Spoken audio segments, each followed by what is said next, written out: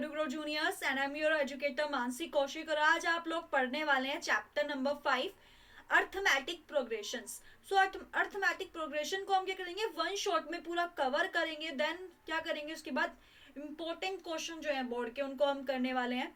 So one shot में हम पूरी की पूरी चैप्टर को कवर कर लेंगे। तो आज देखो हम क्या क्या चीजें पढ़ने वाले हैं। उससे पहले अर्थमेटिक प्रोग्रेशंस क्या होते हैं, उसकी सीरीज क्या होती है, उसके बारे में जानेंगे। और जिसने भी चैनल को सब्सक्राइब नहीं किया है, फर्स्टली जाके चैनल सब्सक्राइब कर लो और बेल आइकन पे प्रेस कर लो, जिससे आपको हमारी न्यू वीडियोस के नोटिफिकेशन मिल जाए। और 15 डेज में हम पूरी की पूरी जो है 10th क्लास के चैप्टर्स को विद क्वेश्चंस, इंपॉर्टेंट क्वेश्चन के साथ हम 15 डेज में फुल्ली कंप्लीट कर देंगे। तो सबसे पहले जाके चैनल सब्सक्राइब करो और बेल आइकन पे प्रेस करो, ठीक है। और ज्यादा से ज्यादा वीडियो को लाइक करो और शेयर करो। तो देखो, सबसे पहले इंट्रोडक्शन ऑफ एपी के बारे में बात करेंगे। AP means arithmetic progressions. So AP क्या कहता है कि सीक्वेंस के बारे में बात करता है। सीक्वेंस क्या होता है? A sequence is a finite और इनफाइनाइट लिस्ट। कि जो सीक्वेंस होता है वो क्या होता है? फाइनाइट और इनफाइनाइट लिस्ट होती है किसकी? स्पेसिफिक पैटर्न्स की, ठीक है, नंबर की, ठीक है, नंबर के स्पेसिफिक पैटर्न्स के, जैसे 1 2 3 4 5 टू इन्फिनिटी। तो ये क्या, एक इन्फिनिटी सीरीज जा रही है जिसमें नेचुरल नंबर्स हैं। तो ये क्या होगी? Infinity sequence of natural numbers, ठीक है। Next is series. सीरीज क्या कहती है कि a series is the sum of element of corresponding sequence. कि जो सीक्वेंस होता है उसका जो सम है एलिमेंट्स का, वो क्या कहलाता है? हमारा सीरीज कहलाता है। तो यहाँ पर क्या है, ये ईच आर, देखो, each number is in the term sequence are और a series is called terms. तो ये क्या है? हमारे टर्म्स है, क्योंकि ये किस में है? सीरीज और सीक्वेंस में है। तो ये पूरा क्या कहलाएगा? सीरीज कहलाएगा और सीक्वेंस टर्म कहलाएगा। अब आती है बात प्रोग्रेशन की। तो प्रोग्रेशन क्या कहता है? क्या progression is a sequence in which the general term can be express using a mathematical form, ठीक है। कैन बी एक्सप्रेस यहाँ पर दो बार हो गया, तो यहाँ पर देखो कैन बी, तो किसमें? मैथमेटिकल फॉर्म में, ठीक है। फॉर एनी फाइनाइट सीक्वेंस, तो किसी भी फाइनाइट सीक्वेंस के लिए जनरली क्या होता है? रिप्रेजेंट करता है किससे? A1 A2 A3 to AN। N is a natural number, 1 2 3 कोई भी नंबर हो सकता है। Where 1 2 3 N represent the positive position of terms. तो टर्म्स की पोजिशन को, कि ये फर्स्ट टर्म है, ये सेकंड टर्म है, ये थर्ड टर्म है, ये एन टर्म है, तो टर्म बता रहा है, ठीक है, किसका?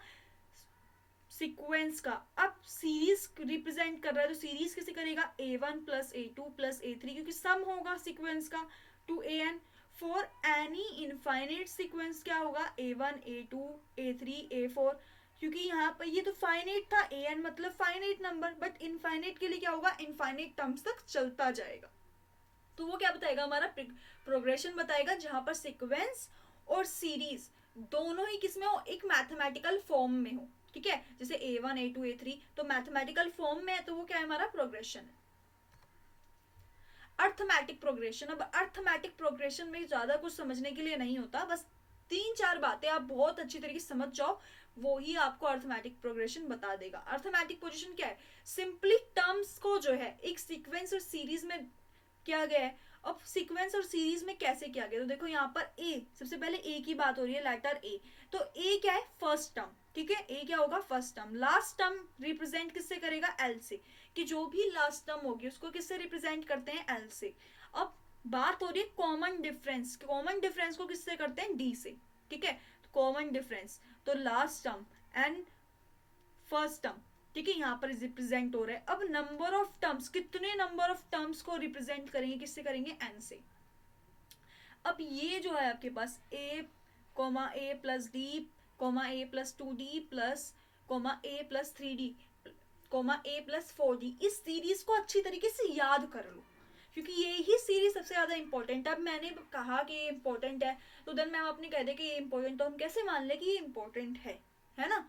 बात वो आती है कि हम कैसे मान ले। तो देखो, इस सीरीज में सबसे पहली बात कि यहाँ क्या है? फर्स्ट टर्म क्या है? ए। फिर सेकंड टर्म क्या हो गई? ए प्लस डी, ठीक है। अब इसमें फिर दोबारा ए प्लस डी कर दो डिफरेंस को, तो कितना आ गया? ए प्लस 2D आ गया। फिर देन इसमें ए प्लस 2D प्लस डी कर दोगे तो कितना आएगा? ए प्लस 3D आ गया। तो इसी तरीके से कॉमन डिफरेंस क्या होगा? ऐड होता जाएगा, ऐड होता जाएगा। देन उसमें क्या आ जाएगी?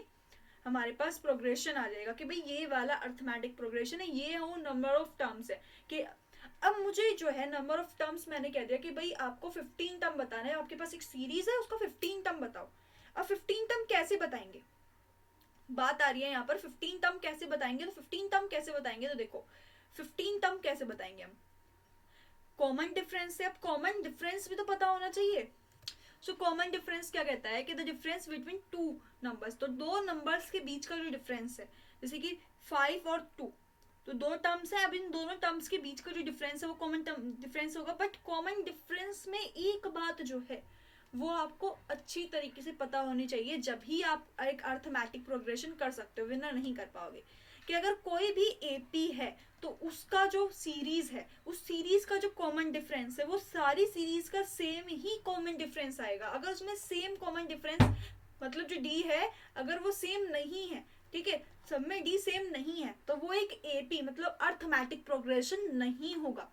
ठीक है, वो उसको रिजर्व डी नहीं करेगा कि भाई इसमें जब कॉमन डिफरेंस ही सेम नहीं आ रहा तो वो हमारा अर्थमेटिक प्रोग्रेशन कैसे हो जाएगा, तो वो अर्थमेटिक प्रोग्रेशन नहीं होगा। अब एपी का जो है कॉमन डिफरेंस का फॉर्म क्या कहते हैं, पॉजिटिव।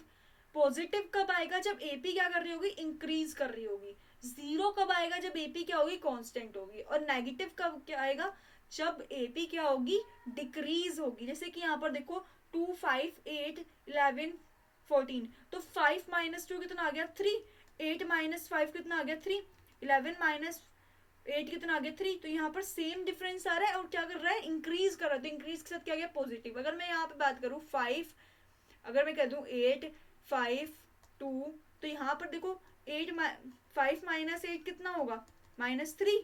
ठीक है, और यहाँ पर 2 माइनस 5 कितना हो जाएगा हमारे पास यहाँ आ जाएगा -3। तो ये क्या हो रहा है, डिक्रीज हो रही है ना, ये वाली सीरीज क्या हो रही है, डिक्रीज हो रही है। तो इसका मतलब इसका क्या आएगा, नेगेटिव आएगा। ठीक है, नेगेटिव नंबर आएगा इसमें, तो ये हो जाएगी हमारे पास नेगेटिव के लिए। अब कॉमन डिफरेंस में हम कैसे फाइंड करेंगे, ये कॉमन डिफरेंस, तो कॉमन डिफरेंस क्या कहता है, number of term.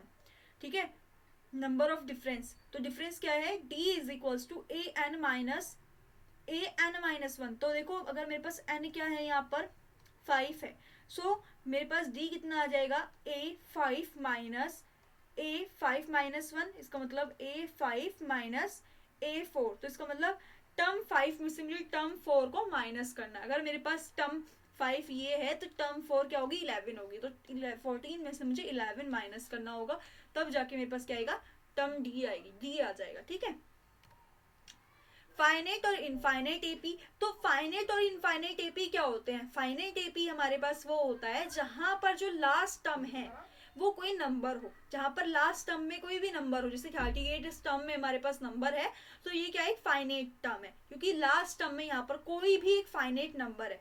But infinite क्या होगा, जहां लास्ट टर्म में या तो इनफाइनेट लिखा होगा या कोई टर्म होगी ही नहीं। ठीक है, तो वो क्या होगी, हमारा इनफाइनेट एपी होगी, जहां पर लास्ट टर्म में इनफाइनेट हो। और जहां पर लास्ट टर्म में फाइनेट होगा वो क्या होगा, फाइनेट एपी होगी। अब फाइनेट एपी जो है उसमें क्या होगा, विल हैव लास्ट टर्म, उसमें लास्ट टर्म होती है, बट इनफाइनेट टर्म्स में लास्ट टर्म नहीं होती। ठीक है, ये बात हमें याद रखनी है कि जो हमारी फाइनेट एपी है उसमें लास्ट टर्म होती है, बट इनफाइनेट एपी में लास्ट टर्म नहीं होती।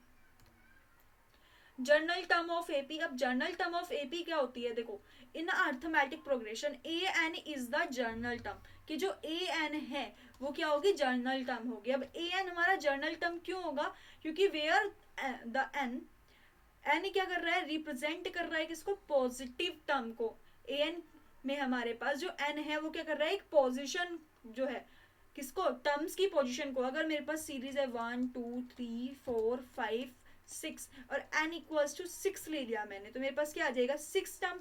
6 क्या होगी हमारे यहाँ पर, a6 इक्वल्स टू कितना आ गया, 6, क्योंकि 6 टर्म क्या है हमारे पास, 6 है। तो ये क्या बताएगा, पोजीशन ऑफ टर्म्स, की पोजीशन बताओ, ये पोजीशन बताओ, ये पोजीशन बताओ।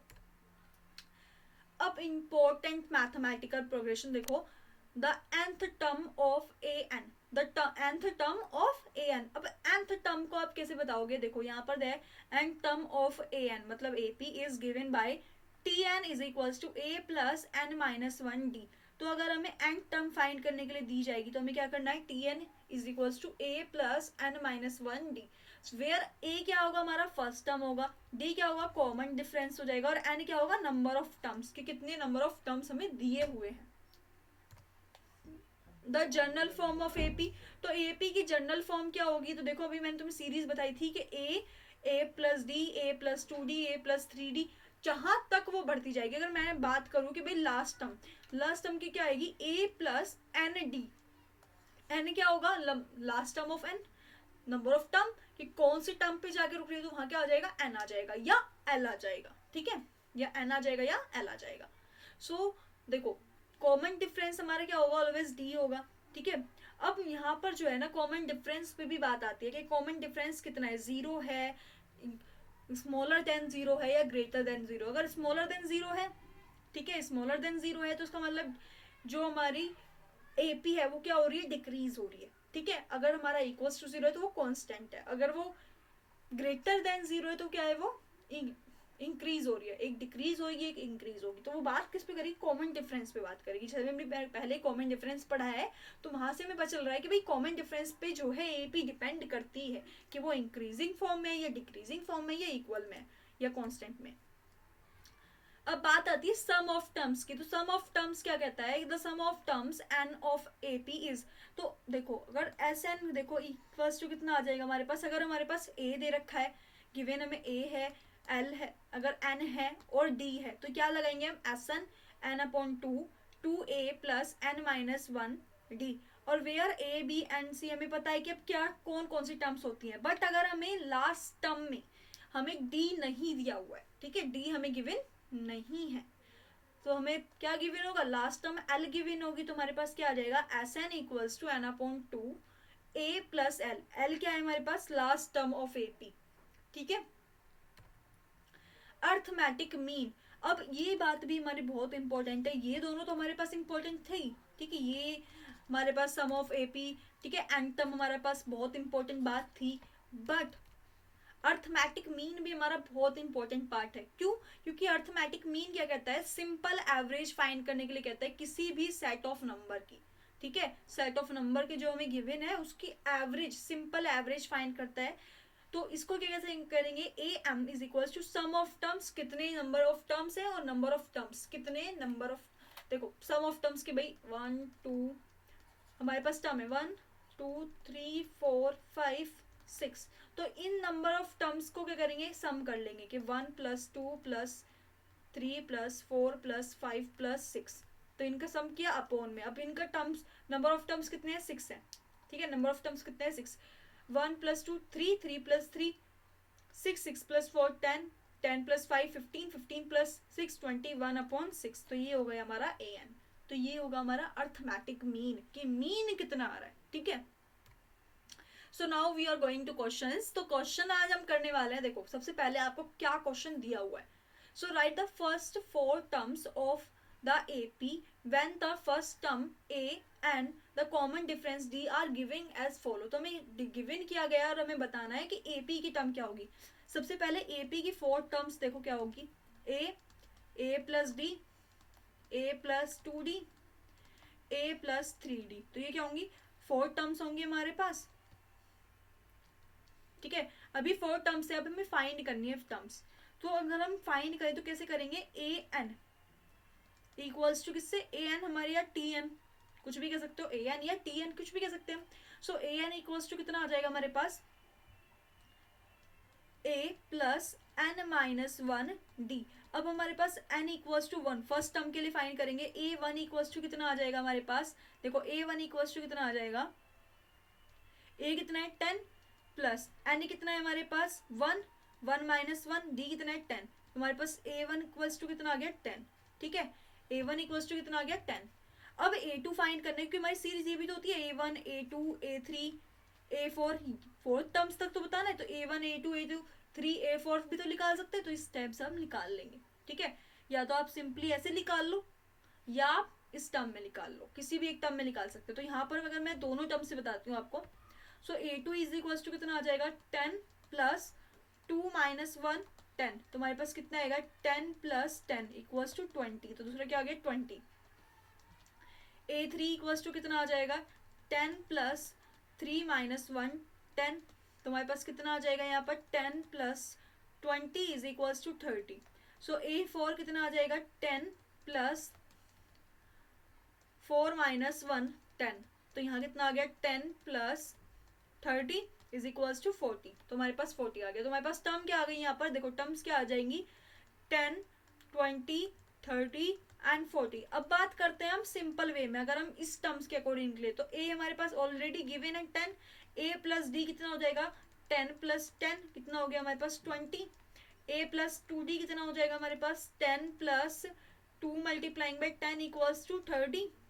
एंड ए प्लस 3d कितना हो जाएगा हमारे पास 10 plus 3 multiplying by 10 equals to 40. तो ये हो जाएगा हमारा आंसर. ठीक है. सो चाहे इससे निकालो चाहे उससे निकालो, जो एट मोमेंट आपको समझ में आए, जो आपको याद आए, उस सीरीज से आप निकाल सकते हो.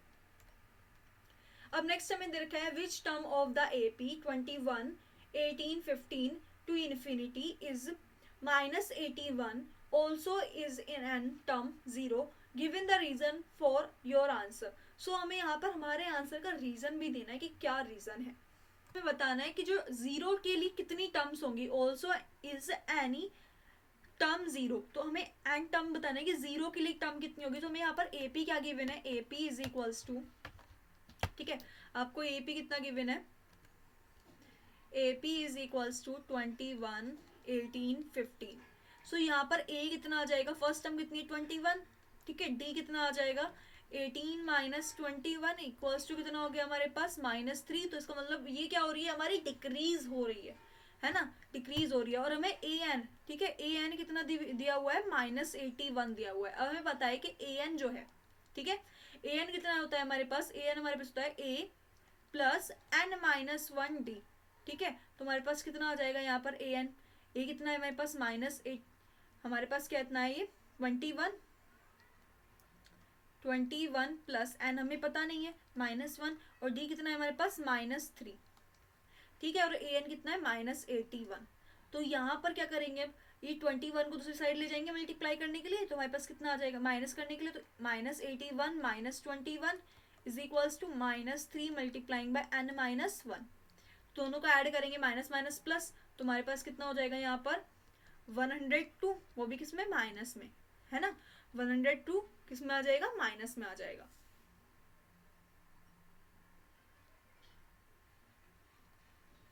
सो देखो 102 माइनस 105, रुक जाओ एक मिनट, यहाँ पर हमारे पास क्या है 18.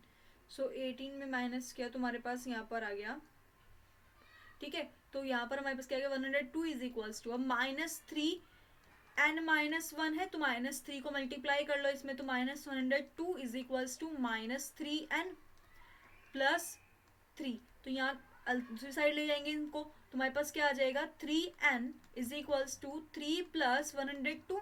सो 3n इज इक्वल्स टू 105 आ गया. अब n इक्वल्स टू क्या आ गया 105/3. तो हमारे पास n की वैल्यू कितनी आ गई, n की वैल्यू हमारे पास कितनी आ जाएगी, यहाँ पर आ जाएगी 35. देखो अब n की वैल्यू 35 आ गई हमारे पास, कि भाई 35 टर्म में, टर्म नंबर 35 में n की वैल्यू कितनी होगी 35 हो जाएगी. तो 81 कौन सी टर्म में आएगा, 35 टर्म में आएगा. ठीक है, पहली बात हमने बता दी. अब हमें ऑल्सो क्या बताना है, जीरो टर्म बताना है कि विच टर्म्स का है ना, हमें जीरो किस कौन सी टर्म में आएगा. तो जीरो किस कौन सी टर्म में आएगा ये बताना है. तो देखो जीरो हमारे पास AN इक्वल्स टू, की बार कितना दिया है 0 दिया है. तो AN इक्वल्स टू अगर 0 है तो A plus n minus 1 D equals to कितना होगा 0. ठीक है. तो A कितना है हमारे पास 21 है ना, और plus n minus 1 -3 equals to 0. तो हमारे पास कितना आ गया n minus 1 is equals to multiplying by -3 is equals to -21, minus minus plus cancel out हो गया. अब हमारे पास क्या आ गया n minus 1 is equals to 21/3. So n minus 1 equals to 7, n equals to 7 plus 1. तो n की वैल्यू कितनी आ गई 8. तो 8 टर्म में, ठीक है, n इक्वल्स टू 8 टर्म में हमारे पास n की वैल्यू कितनी हो जाएगी 0 हो जाएगी. ठीक है, n इक्वल्स टू 8 टर्म में n की वैल्यू कितनी हो जाएगी हमारे पास 0 हो जाएगी. टर्म हमारे 0 हो जाएगी हमारे पास वैल्यू. अब नेक्स्ट क्वेश्चन हमें दिया है check whenever -50 is a term of AP 11 8 5 2. ठीक है, तो AP कितना दिया हुआ है, AP इज इक्वल्स टू 11, 8, 5, 2। तो ये क्या हो रही है, डिक्रीज हो रही है। तो A की वैल्यू कितनी आ गई हमारे पास 11। D इज इक्वल्स टू हमारे पास कितना आ जाएगा 8 माइनस 11 इक्वल्स टू -3। ठीक है, सो AN कितना दिया है हमारे पास, AN equals to -150। So AN equals to कितना होता है A plus N minus 1D। So AN कितना आ गया -150 इज इक्वल्स टू 10, यहाँ आ गया 11 plus N minus 1 multiplying by -3। तुम्हारे पास कितना आएगा -150 माइनस 11 प्लस इक्वल्स टू, ठीक है, इक्वल्स टू यहाँ पर आ गया इक्वल्स टू -3 N माइनस 1। तो हमारे पास यहाँ पर कितना आ जाएगा, -50 करेंगे तो यहाँ आ गया -161 is equals to -3 N minus 1। तो यहाँ माइनस से माइनस प्लस हो गया, तो 16 is equals to 3 N minus 3। Next दूसरी साइड ले जाएंगे तो कितना आ जाएगा हमारे पास 161 minus plus 3 is equals to N, 3N। ठीक है, तो प्लस करेंगे कितना आएगा 164 is equals to 3N। So N equals to 164 upon 3। So N equals to कितना हो जाएगा हमारे पास, N इक्वल्स टू हमारे पास आएगा 164। तो अब देखो हमारे पास ये आ रही है N की टर्म्स। तो अभी हमें क्या रखा है, चेक व्हेनेवर कि -50 जो है उसकी टर्म क्या होगी। जब हमारे पास कोई टर्म ही नहीं आ रही तो इसका मतलब जो -50 है, -150 है, वो क्या है, AP की टर्म नहीं है। ठीक है, कि इसका मतलब ये क्या है, AP की टर्म नहीं है, क्योंकि हमें यही तो क्या रखा था कि चेक करना है कि है भी या नहीं टर्म। ये तो नहीं है ना, तो नहीं होगी टर्म। नेक्स्ट क्वेश्चन दे रखा है, if the third and 9th term of AP are 4 and -8 respectively, find then which term of these AP is 0। कि कौन सी टर्म के लिए AP कितना होगा, 0 होगा। अब देखो A3 इज इक्वल्स टू कितना दिया है 4 और A9 इक्वल्स टू कितना दिया है -8। तो A3 equals to AN equals to कितना होता है हमारे पास, AN इक्वल्स टू हमारे पास होता है A plus N minus 1D। ठीक है, अब A3 इक्वल्स टू कितना हो जाएगा A plus 3 minus 1D। So A3 is equals to कितना होगा A प्लस 2D। अब 3 कितना है 4, 4 is equals to A plus 2D। इसको मान लो इक्वेशन नंबर 1। अब दूसरी इक्वेशन कितनी है हमारे पास, A9 is equals to A plus 9 minus 1D। So A9 is equals to A plus 8D। A9 कितना है हमारे पास -8। सो हमारे पास कितना आएगा -8 is equals to A plus 8D। इसको मान लेंगे इक्वेशन नंबर 2। सो अब क्या करेंगे, इक्वेशन, ठीक है, यहाँ पर सब्ट्रैक्ट कर लेंगे। ठीक है, subtract equation 2 minus by equation 1। तो A plus 8D is equals to -8 and A plus 2D is equals to 4। Minus करेंगे, minus minus minus cancel out हो गया हमारे पास A से, तो हमारे पास कितना आ गया 6D is equals to minus minus plus, so -12। तो D इज इक्वल्स टू कितना आ गया -12 अपॉन 6। तो D इज इक्वल्स टू कितना आ गया -2। D की वैल्यू हमने निकाल ली। अब किसी भी एक इक्वेशन में हम D की वैल्यू रख देंगे। तो इक्वेशन नंबर 1 में पुट करेंगे, put D is equals to -2 in equation 1। So यहाँ आ गया 4 is equals to A plus 2 multiplying by -2। So 4 is equals to A plus -4। तो A इक्वल्स टू कितना आएगा 4 plus 4, so A equals to 8। तो A की value कितनी आ गई 8। अब हमें बताना है कि AP इज इक्वल्स इज 0, कि हाँ कौन सी टर्म ऐसी होगी जहाँ पर AP जो होगी वो क्या होगी 0 होगी। सो अब यहाँ पर देखो AN इस बार हमें कितना दिया है 0 दिया है। तो AN इज इक्वल्स टू, ठीक है, AN equals to A plus 0 minus 1D है ना। तो 0 माइनस, देखो यहाँ पर N की वैल्यू में बतानी है कि N की वैल्यू कितनी होगी, N की वैल्यू, तो यहाँ N आ जाएगा N। तो यहाँ पर 0 इक्वल्स टू A हमारे पास कितना है 8 प्लस N माइनस 1D कितना है -2। सो यहाँ पर हमारे पास कितना आ जाएगा -8 is equals to -2 N minus 1, minus minus plus.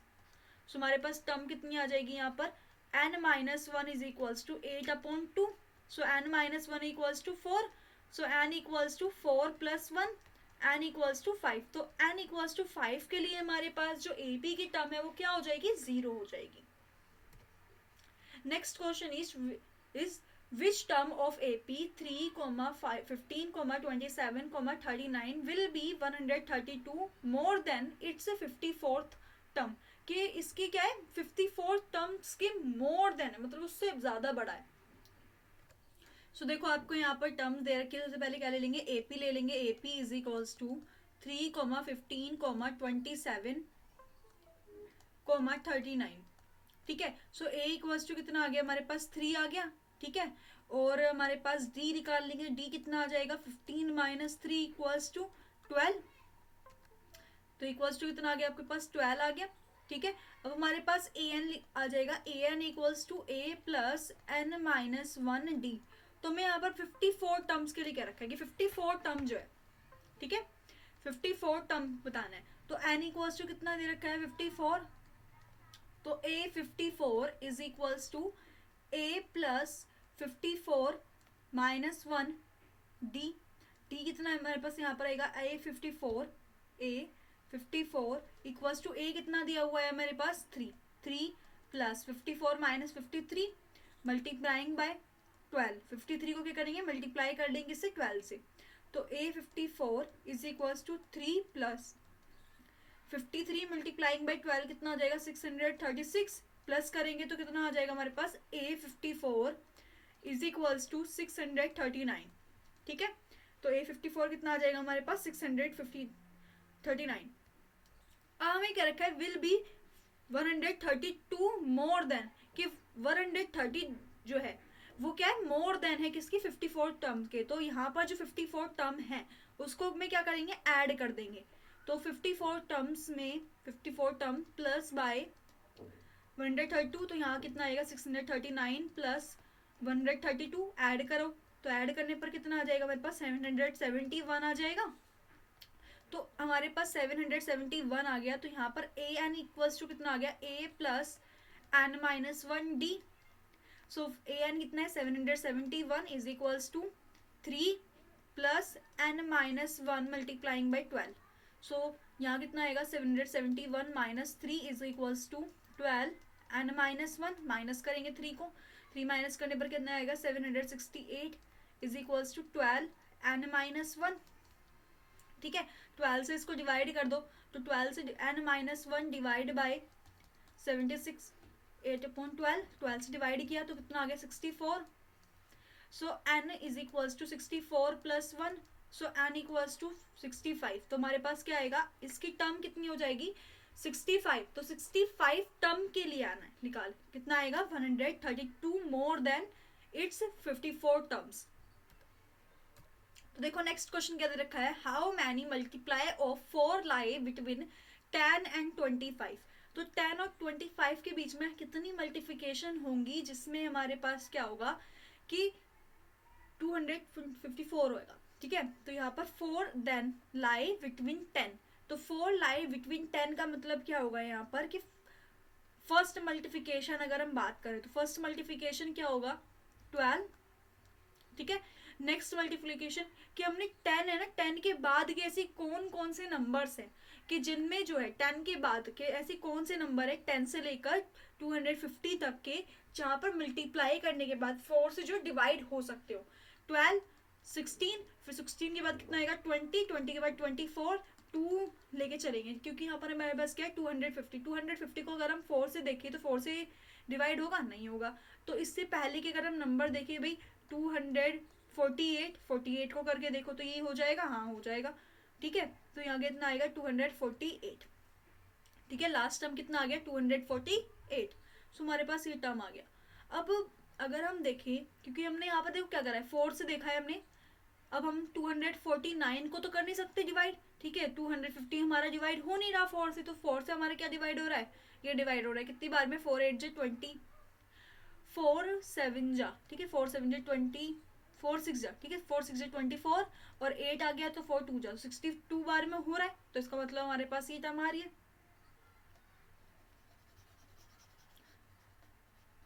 Divide हो रहा है तो यहाँ पर हमारे पास ये आ गया। अब हमें टर्म्स निकालने हैं, टर्म्स कितनी बार कौन सी टर्म आएगी, तो ए इक्वल्स टू कितना आ गया 12 और d इक्वल्स टू कितना आ जाएगा हमारे पास, क्योंकि 4 से लाई कर रहे हैं तो हर बार डिफरेंस कितना होगा, 4 होगा, तो 4 आ गया यहाँ पर। ठीक है, अब ए एन हमारे पास कितना आएगा 240। ठीक है, ए एन इक्वल्स टू कितना आ गया 248। So A N is equals to A plus N minus 1d। So 248 is equals to 12 plus N minus 1 multiplying by 4। Minus करेंगे 12 से 248 minus 12 is equals to 4 multiply by n minus 1। Minus करने पर हमारे पास कितना आ गया यहाँ पर 236 is equals to 4 n minus 1। So 4 से डिवाइड कर लेंगे तो n minus 1 is equals to 236 upon 4। So n minus 1 is equals to divide करेंगे तो कितना आ गया 59। So n is equals to 59 minus 1। So n equals to कितना आ गया 60। तो एन की वैल्यू कितनी आ गई 60। तो 60 आ गया मेरे एन की वैल्यू, कि जहां पर ये लास्ट टर्म पे जाके रुकेगा। Next question is the sum of fourth and eight term of an AP is 24 and the sum of 6th and 10th term is 444. Find the first three terms of AP. तो हमें first three terms of AP निकालना है। तो first three terms क्या होंगी, A1, A2 and A3 निकालनी है हमें। तो देखो हमें क्या दे रखा है आपने, हमें यहाँ दे रखा है सम ऑफ टर्म्स। तो SN प्लस, ठीक है, S4 plus S8 equals to कितना है 24। Sum of the sum of fourth and n terms of AP. तो यहाँ पर ए एन आएगा। ठीक है, हमारे पास क्या आएगा A4 plus A8 is equals to 24 and A6 plus A10 is equals to 44। अब ना तो हमें A पता है और ना ही हमें D पता है, बस हमें टर्म्स पता है। तो टर्म्स निकाल लो यहाँ पर। ठीक है, तो A4 इक्वल्स टू कितना आ जाएगा A plus N minus 4 minus 1D। तो हमारे पास कितना आएगा A plus 3D। A eighth कितना आ जाएगा, देखो हर बार माइनस हो रहा है तो यहाँ आ गया A प्लस 7D। ठीक है, ये बात हम अंदाजे से लगा सकते हैं, हमें समझ में आता है, तो टर्म्स समझ में आ रही है क्योंकि -1 होना ही है। तो 4 जितनी भी टर्म है उसमें -1 होने, तो कितना आ गया 7D। A6 equals to A plus 5D and A10 is equals to A plus 9D। तो हमारे पास कितना आ जाएगा A4 हमारे पास कितना होगा A plus 3D plus A plus 7D is equals to 24। तो ऐड कर लो इनको, तो 2A plus 10D is equals to 24। दोनों में हम क्या करेंगे 2 कॉमन ले लेंगे, तो A plus 5D is equals to कितना आएगा 2 से डिवाइड कर लो 12, 24 को तो आ गया 12। ये हो गई इक्वेशन नंबर 1।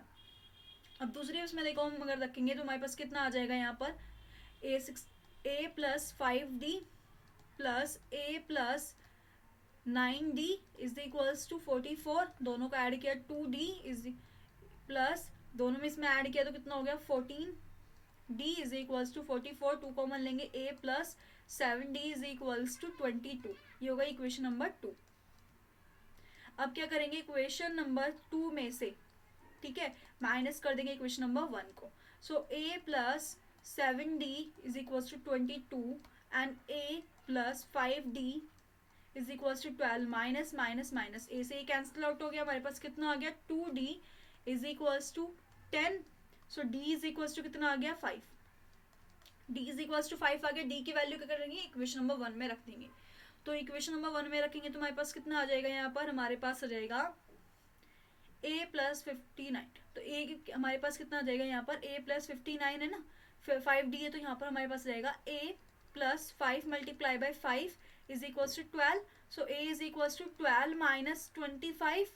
तो A की वैल्यू कितनी आ गई हमारे पास, A की वैल्यू हमारे पास यहाँ पर आ जाएगी -13। ठीक है, अब हमें फर्स्ट टर्म दिखानी है A, तो हमारे पास कितना आ जाएगा A1 कितना होता है A प्लस खाली A होता है, तो A कितना आ गया -13। A2 कितना आ जाएगा A plus D is equals to -13 plus 5। तो कितना आ गया हमारे पास, माइनस करेंगे तो यहाँ पर हमारे पास आ गया -8। A3 इज इक्वल्स टू कितना आएगा A plus 2D is equals to -13 plus 10 is equals to -3। तो ये हो गई हमारी टर्म कौन कौन सी, -13 -8 एंड -3। तो हमारे पास 3 टर्म्स क्या आ गई, -13 -8 एंड -3। सो देखो नेक्स्ट क्वेश्चन हमें क्या दे रखा है, Ramkali saved ₹5 in the first week of year and then increased their weekly saving by ₹1.75. If in the nth week their weekly saving become ₹20.75, find n. So हमें क्या करना है, n फाइंड करना है, ठीक है। तो यहाँ पर हमें जो है टर्म दे रखी है ये, सो यहाँ पर हमें n फाइंड करना है। तो देखो क्या करेंगे हम, यहाँ पर ए हमारे पास देखो कितना दिया है 5, ठीक है। डी हमारे पास कितना दिया है 1.75, क्योंकि वीकली सेविंग का जो इंक्रीजिंग है वो कितना है 1.75 है। सो हमें यहाँ पर जो है एन बताना है कि एन कितना है, और जो ए एन हमें दिया हुआ है 20.75 ये हमें दिया हुआ है। So A N is equals to A plus N minus 1 d, ठीक है। तो ए एन कितना आएगा हमारे पास 20.75 is equals to 5 n minus 1, d कितना है हमारे पास प्लस डी कितना है 1.75, तो 5 को माइनस कर देंगे यहाँ पर, तो हमारे पास क्या देगा 20.75 minus 5 is equals to 1.75 multiplying by N minus 1। So हमारे पास कितना आ जाएगा यहाँ पर 15.75 अपॉन 1.75, ठीक है। और इज इक्वल्स टू में कितना आ जाएगा एन माइनस 1, पॉइंट हटा देंगे यहाँ पर, तो पॉइंट आने पर हमारे पास कितना पॉइंट आएंगे, तो यहाँ आ जाएगा 175 upon 175 is equals to N minus 1। तो अगर इसमें डिवाइड करें, अगर हम 5 से डिवाइड करें, तो देखो 5 से डिवाइड करने पर हमारे पास कितना आ जाएगा, यहाँ पर 5 से डिवाइड कर दो, 5 से डिवाइड करेंगे तो यहाँ आएगा 5 3 जा 15 एंड 5 1 जा 5 5 जा, और यहाँ हमारे 5 से करेंगे तो 5 3 जा 15 एंड 5 अगेन 5 से कर दो तो 6 एंड 3, और यहाँ आ जाएगा हमारे पास 7, तो 63 upon 7 is equals to N minus 1 आ गया। तो एन इक्वल्स टू कितना आएगा 63 7 प्लस 1 अपॉन 63 अपॉन 7 प्लस 1, तो एन इक्वल्स टू कितना आएगा 63 प्लस 7 अपॉन 7, तो यहाँ आ गया एन इक्वल्स टू 70 अपॉन 7, तो एन इक्वल्स टू कितना आ गया 10, ठीक है। सो कितना आ गया हमारे पास 10। सो 10 वीक्स में उसने जो है वो पैसे जोड़े। So next question is how many year, ठीक है, how many terms of the AP 24 21 8 must be taken so the their sum is. तो इसका सम इस बार का आया हमें, तो सम देखो AP कितना दिया है 24 21 एंड 18, तो A इक्वल्स टू कितना है हमारे पास 24, ठीक है।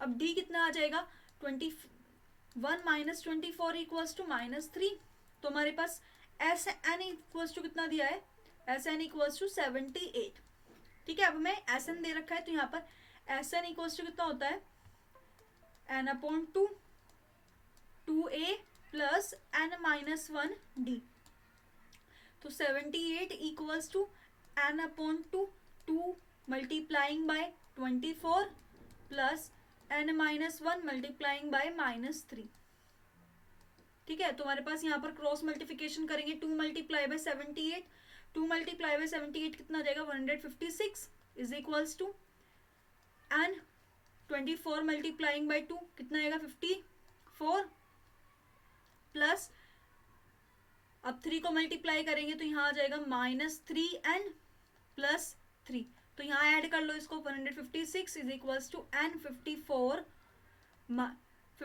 प्लस 3 कितना हो गया 7, 57 माइनस 3n, अब n को क्या करेंगे मल्टीप्लाई कर देंगे इसमें 56 is equals to 57n minus 3n square, ठीक है। 3n स्क्वायर आ गया हमारे पास, तो यहाँ पर 3 जो है कॉमन ले लो, तो कॉमन लेंगे तो कितना आ जाएगा हमारे पास 52 इज इक्वल्स टू 57 में से करेंगे तो कितना आ जाएगा, यहाँ पर देखो 57 में से करेंगे यहाँ प्लस माइनस, तो यहाँ पर भी हमारे पास माइनस आएगा, ठीक है। 1 मिनट,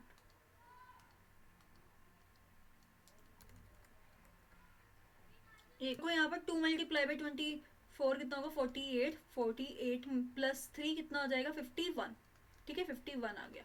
तो अब यहाँ पर से हमने 2 कॉमन लिया, तो यहाँ कितना हमारे पास हमने 3 कॉमन लिया, तो 51 में से कितना आया 17n माइनस एन स्क्वायर, तो हम लेफ्ट हैंड साइड ले जाएंगे इसको N square minus 17n plus 52 is equals to 0. Factorization कर लेंगे इसका, तो हमारे पास कितना आएगा 17n minus 13n minus 4n plus 52 is equals to 0. So n minus 13 और माइनस 4 को मिलेंगे तो n माइनस 13 इक्वल्स टू 0. तो एक बार क्या आएगा n माइनस 13 और एक बार क्या आ जाएगा n माइनस 4 इक्वल्स टू 0. तो हमारे पास n की वैल्यू क्या आएगी, एक बार आ जाएगी n इक्वल्स टू 4 और एक बार आ जाएगी n इक्वल्स टू 13. अब हमें जो है यहाँ पर वैल्यूज यही बतानी थी कि n की वैल्यूज बताएंगे, हमारे पास n की वैल्यूज आ गई. नेक्स्ट देखो क्या दे रखा है, question number 10. Find the first term of an AP. तो AP की जो फर्स्ट टर्म होगी वो कितनी होगी 5. तो last term is 45 and the some is 40. Find the number of term and the common difference. Common difference और नंबर ऑफ टर्म्स दोनों फाइंड करनी है हमें, कितनी होगी. ठीक है, तो यहाँ देखो हम क्या कर लेंगे यहाँ पर. तो a इक्वल्स टू कितना दिया है 5 दिया है first term and last term कितनी दिया है l कितनी दिया है 45. तो मैं यहाँ पर देखो Sn कितना दिया है, Sn इक्वल्स टू दिया है Sn equals to 400. So Sn equals to कितना आ जाएगा हमारे पास, Sn equals to n/2 a plus l है ना. सो Sn कितना है 400 is equals to n/2. a कितना है हमारे पास 5 प्लस 45. सो यहाँ 2 क्रॉस मल्टीप्लिकेशन करेंगे तो कितना आएगा 800 equals to 50n. So n की वैल्यू कितनी आ जाएगी, n इक्वल्स टू 800/50. तो हमारे पास n इक्वल्स टू कितना हो जाएगा 16. ठीक है, n की वैल्यू कितनी आ गई 16. सो अब हमें क्या निकालना है, d की वैल्यू निकालनी है. अब d किसके इक्वल होता है, देखो d हमारे किसके इक्वल होता है. अब l इक्वल्स टू कितना होता है, l हमारा क्या है last term of n, an होता है हमारा. तो an इक्वल, तो l कितना है हमारे पास, l equals to a plus n minus 1 d. तो यहाँ कितना आ जाएगा, l कितना है हमारे पास 45 is equals to 5 plus n कितना है 16 माइनस 1d. तो हमारे पास कितना आ जाएगा 45 minus 5 is equals to 16 minus 15d. तो यहाँ कितना आ गया हमारे पास 40 आ गया. ठीक है, 40 आ गया. तो हमारे पास कितना आ जाएगा यहाँ पर 40/15 equals to d. So d equals to कितना हो जाएगा, 5 से करेंगे तो 8/3. तो हमारे पास d की वैल्यू कितनी हो गई 8/3. तो देखो नेक्स्ट क्वेश्चन क्या है, find the sum of the first 22 terms. So हमें फर्स्ट 22 टर्म्स की जो है बतानी है वैल्यू, जहाँ पर d इक्वल्स टू कितना है हमारे पास, d equals to 7 and 22 term is 449. तो जो हमारे पास जो है 22 टर्म जो है, ठीक है, a22 जो है वो कितना है 149. सो हमें वैल्यू बतानी है. तो देखो a n इक्वल्स टू कितना होता है a plus n minus 1 d. अब हमें a22 दे रखा है. तो 22 हमारे पास क्या है, यहाँ पर हमारे पास n टर्म है. सो यहाँ पर n इक्वल्स टू कितना दे रखा है 22. तो 149 is equals to a plus 22 minus 1 d कितना है 7. सो 149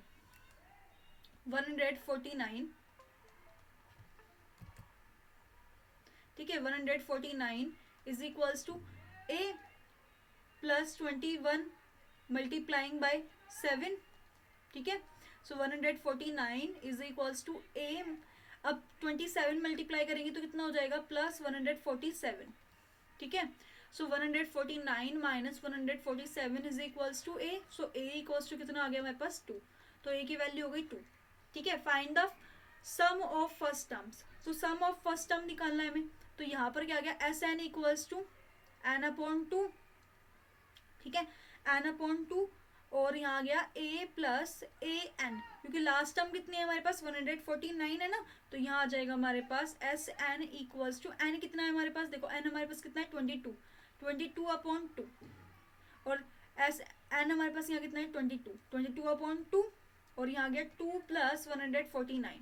सो S22 इक्वल्स टू कितना आ जाएगा 11 प्लस 151. तो मल्टीप्लाई करेंगे तो S22 equals to 11 multiply by 151 से हम 11 को मल्टीप्लाई करेंगे 151 मल्टीप्लाइंग बाय 151 1661. तो हमारे पास कितना आएगा 1661. ये हो जाएगा हमारा आंसर.